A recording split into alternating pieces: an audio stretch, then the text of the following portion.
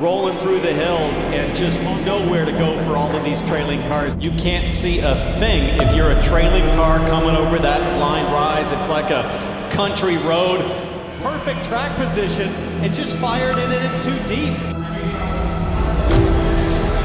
Wait a second, there's a little lap traffic here for Pato O'Ward. Dixon comes out right near Scott McLaughlin. Look at this.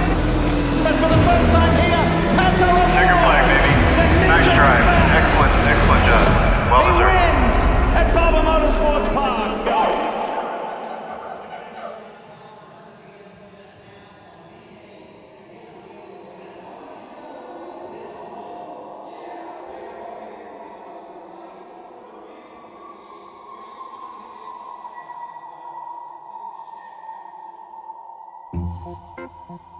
Who I be today?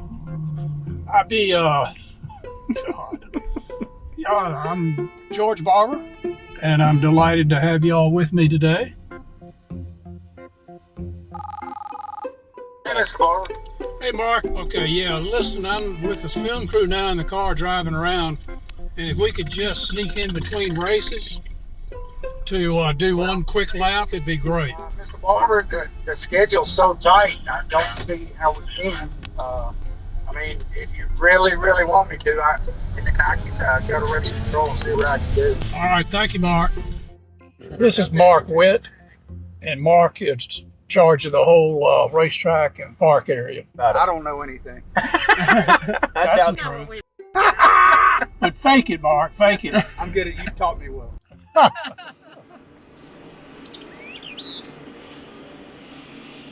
I have worked for Mr. Barber for 36 years. And he came to me, he said, Mark, I'm going to build a racetrack. I'm like, okay, cool. He said, I want you to design the landscape. I said, okay, great. And then I said, well, I probably need to go see a racetrack. And he looked at me, he said, if you go see a racetrack, I will fire you.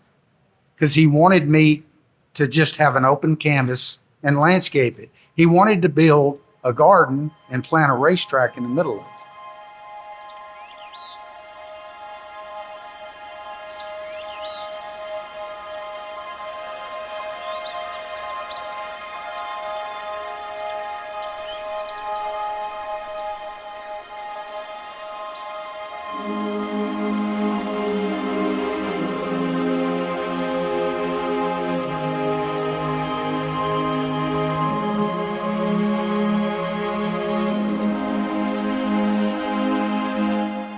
We were heralded in the media as we're building the Augusta of racetracks, as in the Augusta golf course in Georgia. I like it when they say that, a lot.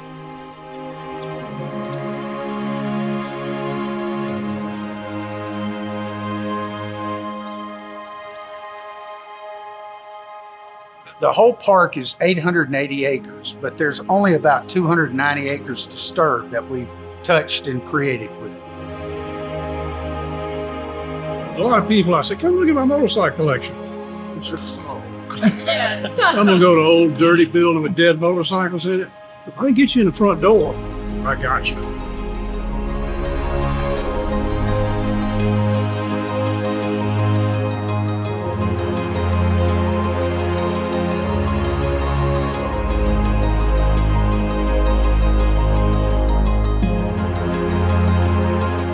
When you just set out to build this museum, had you any idea it would grow this large?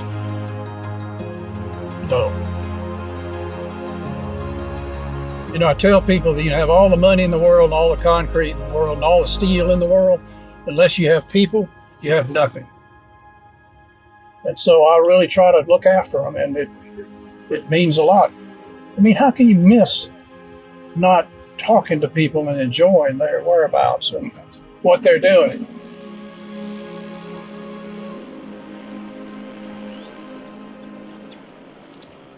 George Barber Jr. is one of the greatest people I've ever met. He's fun to work with, and he's such a whimsical guy. This is Georgina, and can you see her yet? And she stays there until she finds somebody comes by slow enough that she can drop in and get a couple of laps. One of the things we hear a lot of people love about coming to Barber, to the whole motorsports park, is there's this sense of fun. It can be a little shocking if you aren't expecting it. We're well known for the whimsical nature of the park. There's the bear, there's the Bigfoot, there's zombies coming out of the sewers and the storm drains. There's Lady in the Lake. This is George Barber's humor. That was his idea, not mine. His idea. You've got to have a bit of humor. You notice our church?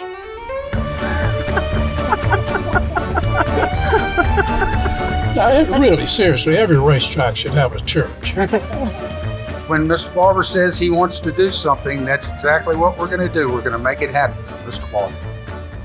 It's fun for all of us. It's great for guests of the park, but also the staff. And it keeps us all in good spirit to not take life too seriously.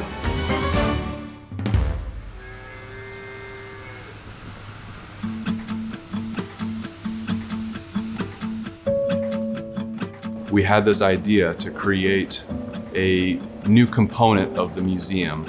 What was missing was the future. Where are we going? The Design Center has the ability to show people the entire workflow of how some of these designs are made and how it's evolved over the years. And it's really impressive to see how you can go from a thought into a tangible product at just an exceptional rate. There's nothing more inspiring than that, to see a glimpse of what's to come, the future.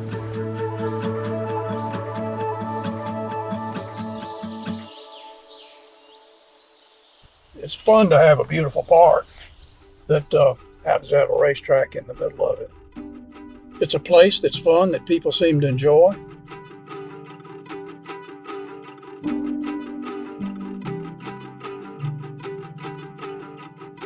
I think one of the most important traits a man should have is curiosity. Why? Why did it cost a penny? Why did it do this? Why is it blue and not green? Just want to know why it's working, why it isn't working.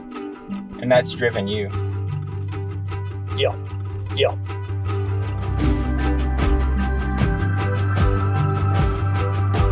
Barber Museum is not your normal museum. It's not just a building full of machines. It has this weight to it. That wow factor when you walk in the door is the scale with a view of almost the whole world of motorcycling. There's a massive collection of history here of just transportation. The machines do talk to you. Every machine in this building has a story to it, an origin story.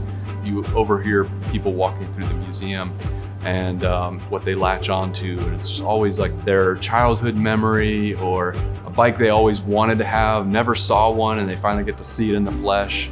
That's what drives us, is to preserve that wow factor. What Mr. Barber has here is kind of a snapshot of the early 20th century, now going into the 21st century, of the entire history of this effort of humans wanting to go faster. This is like his gift to all of us. Well, I'm not much for this legacy stuff, and don't necessarily need to be remembered about anything. That's not important to me.